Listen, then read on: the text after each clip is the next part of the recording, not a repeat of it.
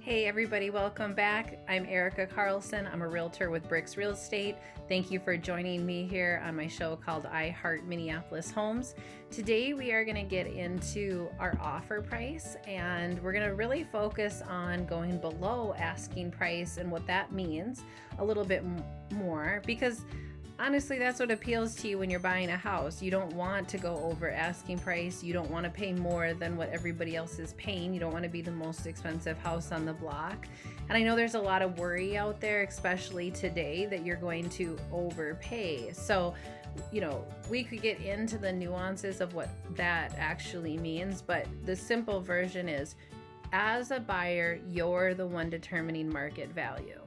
It's that simple, because you're the one who said, this is what I'm going to pay for this, so this is where the value is coming from.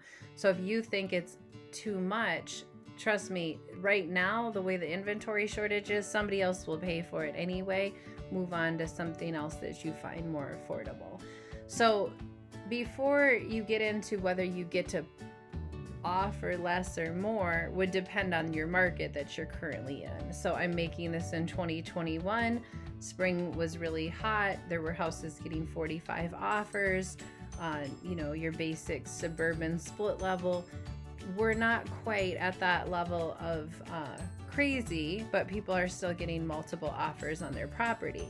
So we need to think about would going below asking even make sense? Now, there's some determining factors that your real estate agent's going to help you figure out before you just assume that you have to go over asking or even at listing price. So the first question I'm going to think about is days on market. If the house was listed an hour ago or even 2 days ago, that's a completely different offer scenario than one that's been 2 weeks, 2 months, 2 years, right? All of those dates are determining some level of kind of the desirability of the neighborhood.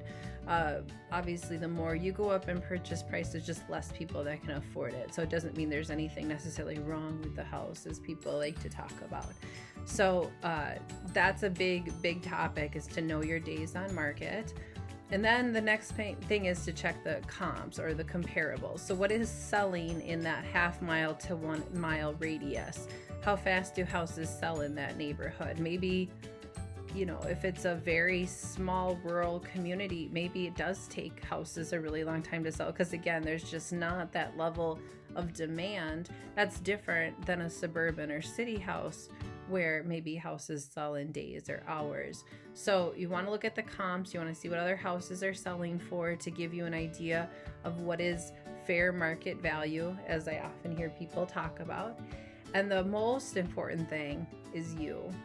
And what do you want? On a scale from 1 to 10, how much does this house appeal to you?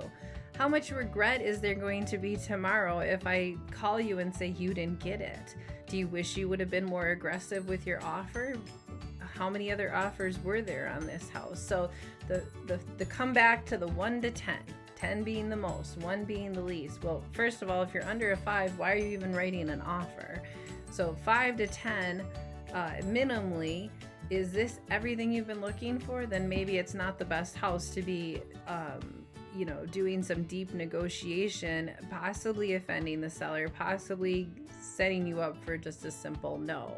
If you really want this one, are you sure that the numbers make sense? It can't just be about going under asking price.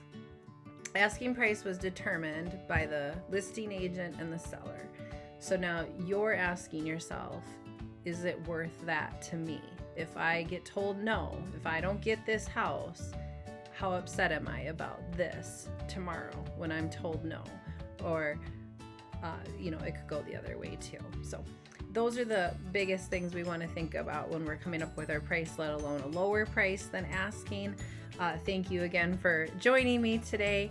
If you want to talk about any of this in further detail, I'd love to grab a cup of coffee with you. If you know somebody who's thinking about buying a house and would love this information, please tag them below so they can grab onto this little nugget of information that'll hopefully speed things up for them. Have a great day. Thank you.